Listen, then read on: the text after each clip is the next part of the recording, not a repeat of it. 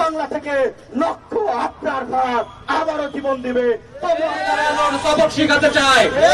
আজকে ঢাকা বিশ্ববিদ্যালয়ের শিক্ষার্থীরা পুরো বিশ্বকে এই মেসেজটি পৌঁছে দিতে চায়। প্রিয় শিক্ষার্থী ভাইরা আমার, এ পর্যায়ে আপনাদের সামনে বক্তৃতা নিয়ে আসছেন সমাজ বিজ্ঞান বিভাগের মেধাবী শিক্ষার্থী, বিপ্লবের সুচ্ছার হাসিব আল ইসলাম। সংগ্রামী সহযোদ্ধা ভাই বন্ধুরা, শুরুতেই স্মরণ করছি এই বাংলায় দিল্লি আগ্রাসনের প্রথম শহীদ আবরার ফাহাদকে। শহীদ আবরার ফাহাদ দিল্লির যে আধিপত্য রয়েছে, দিল্লির আগ্রাসনের বিরুদ্ধে আওয়াজ তুলেছিল, কিন্তু ফ্যাসিস্ট হাসিনার গুন্ডা বাহিনী তাকে পিটিয়ে মেরে ফেলেছিল। ফ্যাসিস্ট হাসিনার আমলে তারা যেহেতু জনগণের ভোটে নির্বাচিত করা সরকার ছিল না, তাদের সাথে বাংলার জনগণের কোন সম্পৃক্ততা ছিল না, এই জন্য তারা দিল্লিকে এক প্রকার প্রভু বানিয়ে তাদের মসনদ টিকিয়ে রেখেছিল। সংগ্রামী ছাত্র জনতা, মনে রাখতে হবে এখন কিন্তু জনবিচ্ছিন্ন কোন সরকার নয়।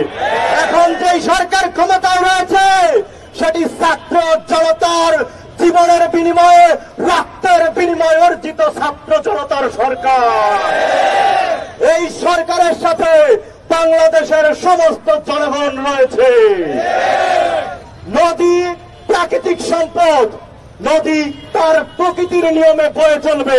নদীর প্রবাহে বাধা সৃষ্টি করা আন্তর্জাতিক আইনের অপরাধ। ভারত সেই অপরাধ অনেক আগেই করেছে।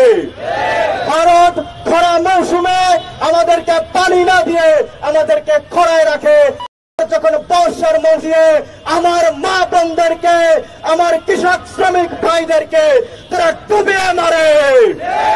আমরা বাংলার ছাত্র জনতা স্পষ্ট ভাষায় বলতে চাই, দিল্লি আপনি আগে যেইভাবে আধিপত্যের আচরণ করেছেন, আগ্রাসনের আচরণ করেছেন, সেই দিন ভুলে যান। ফ্যাসিস্ট হাসিনার আমল শেষ হয়ে গেছে। এখন ছাত্র জনতার সরকার রয়েছে।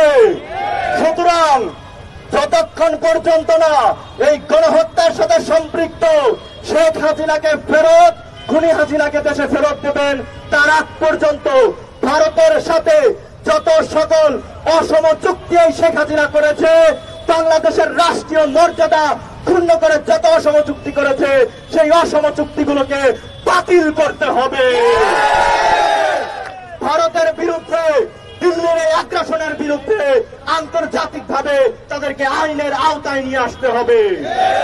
দিল্লিকে আমরা স্পষ্ট বলে দেবার চাই, আপনারা আমাদের প্রতিবেশী রাষ্ট্র। আপনারা দেখুন, আপনার যেগুলো প্রতিবেশী আছে, নেপাল, ভুটান, মালদ্বীপ, কেউ কি আপনার সাথে আছে? আপনার আগ্রাসী আচরণের কারণে সকলের কাছ থেকে কিন্তু আপনি প্রত্যাখ্যিত হয়েছেন।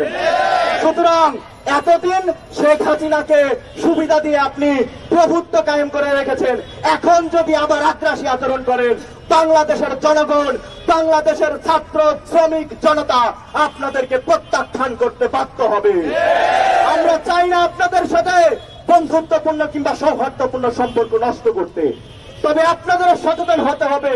বন্ধুত্ব মানে প্রভুত্ব নয়, বন্ধুত্ব হবে সমতার ভিত্তিতে, বন্ধুত্ব হবে ন্যায্যতার ভিত্তিতে। অন্যায্যতার ভিত্তিতে কোন সম্পর্ক ভারতের সাথে চলবে না।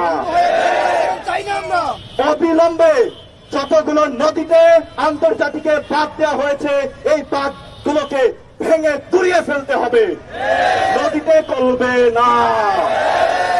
এবং ফেনী, কুমিল্লা, নোয়াখালী অঞ্চলে আমার মা বোনদেরকে, আমার কৃষক শ্রমিক ভাইদেরকে বন্যার পানি ছেড়ে দিয়ে রাজনৈতিক বন্যা তৈরি করে যাদেরকে হত্যা করা হলো, যাদের উপর নির্যাতন করা হলো, এগুলোর প্রত্যেকটার হিসাব কিন্তু, প্রত্যেকটার জবাব কিন্তু দিল্লিকে দিতে হবে। সুতরাং বলতে চাই, দিল্লির যে বিজেপি সরকার ক্ষমতায় আছে, এই খুনি নরেন্দ্র মোদীকে বলে দিতে চাই, দিল্লিকে বলে দিতে চাই, যখন বাংলাদেশের ছাত্র জনতার উপরে ফ্যাসিস্ট হাসিনা গণহত্যা চালাচ্ছিল, তখন কিন্তু কলকাতার শিক্ষার্থীরা রাজপথে নেমে এসেছিল। আপনি যদি বাংলাদেশে আগ্রাসন চালাতে চান, ভারতের মানুষের সাথে কিন্তু আমাদের সৌহার্দ্যপূর্ণ সম্পর্ক রয়েছে। নীতিগত সিদ্ধান্তের ক্ষেত্রে কিন্তু আমরা এক এবং অভিন্ন। সুতরাং আপনি যদি বাংলাদেশের সাথে সম্পর্ক খারাপ করে আগ্রাসী আচরণ করতে চান, আপনি কিন্তু ভারতের জনগণ দ্বারা প্রত্যাখ্যিত হবেন। সুতরাং সময় আছে, ঢাকা দিল্লির মাঝে সৌহার্দ্যপূর্ণ সম্পর্ক যদি আসতে চান, যত অসম চুক্তি হয়েছে সমস্ত অসম চুক্তিগুলোকে অনতি বিলম্বে বাতিল করতে হবে। এরপরে নদীগুলোতে বাদ দিয়ে নদী শাসন করছেন, বাংলাদেশের উপর আগ্রাসী আচরণ করছেন, সমস্ত নদীর বাঁধ চিরদিনের জন্য ভেঙে গুড়িয়ে দিতে হবে। এবং ফ্যাসিস্ট হাসিনাকে আপনারা যে আশ্রয় দিয়েছেন, আপনাদের সঙ্গে আমাদের বন্দি বিনিময় চুক্তি রয়েছে, আপনারা ফ্যাসিস্ট হাসিনাকে আমাদের কাছে ফেরত দিতে হবে। এরপরও আমি বলে দিতে চাই, ফ্যাসিস্ট হাসিনাকে যদি ফেরত না দিয়ে ভারতে বসে, দিল্লিতে বসে চক্রান্ত করে রাজনৈতিক বন্যা সৃষ্টি করার পায়তারা করেন, আপনারা মনে রাখবেন আমরা কিন্তু ভিন্ন পন্থা অবলম্বন করতে বাধ্য হব। ভিন্ন পন্থাটা কি সেটা কিন্তু স্পষ্ট ভাষায় বলে দেবার নয়। সুতরাং ভিন্ন পন্থা আপনাদের মনে রাখতে হবে আমাদের এই পাশগুলোতে কি রয়েছে। সুতরাং সচেতন হয়ে যান, সময় এখনো আছে। ফ্যাসিস্ট হাসিনাকে ফেরত দিন, রাজনৈতিক চক্রান্ত বাদ দিন। এবং আপনি ভুলে গেলে চলবে না, এক আপনার ফাঁদ জীবন দিয়েছে, প্রয়োজনে সারা বাংলা থেকে লক্ষ আপনার ফাঁদ আবারও জীবন দিবে, তবু আপনাদের